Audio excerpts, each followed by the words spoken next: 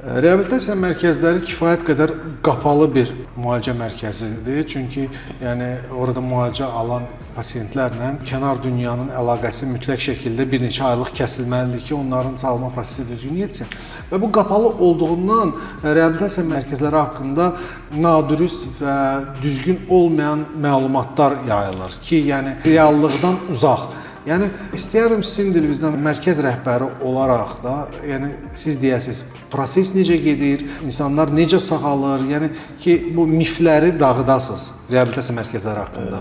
Təbii ki, bu reabilitasiya mərkəzləri çoxalmaqda davam edir və bu çoxluğun da içində bu fikirlər elə-belədən yaranmayıb. Bu kimi reabilitasiyalar var ki, o da təcrübəsizlikdən, elmsizlikdən hansısa bir mənfi problemlərlə üzləşirlər. Hansı ki, orada elm olmadıqda fiziki bir güc tətbiq edirlər. Lakin gözəl reabilitasiyalar var Azərbaycanda, təcrübəli şəxslər var ki, əlhəmdülillah biz şübhəsiz ki, bunların içində birinciyik.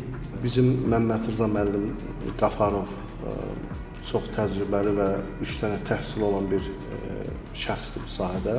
Və mən də artıq 5-ci ildir, 5 ildir Məmməd Rza müəllimin yanında. Özüm də demək olar ki, bu sahənin bir mütəxəssisinə çevrilmişəm. Baxmayaraq ki, mənim sahəm deyil. Hətta elə olub ki, mən sizə bir şey deyim, yəni pasiyenti orada qalıb, razı salıb sağaltmaq üçün, orada qalması üçün pasiyentin ayağını belə yumuşaq. Bəlkə bu 50 dəfə baş verir. Bu negativlər də olmalıdır. Məncə çox ağır sahədir. Bir dənə narkomanla bir nəsil bacarmır.